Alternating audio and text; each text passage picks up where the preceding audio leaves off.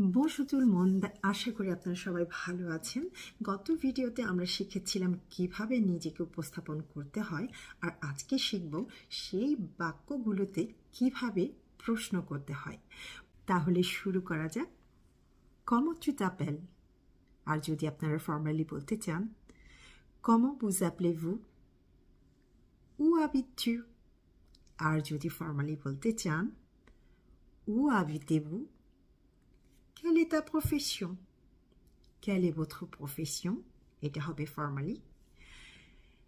Quel âge as-tu? আর formally হবে Quel âge avez-vous? Quelle est ta nationalité? অথবা formally হবে Quelle est votre nationalité? আজ এই পর্যন্তই।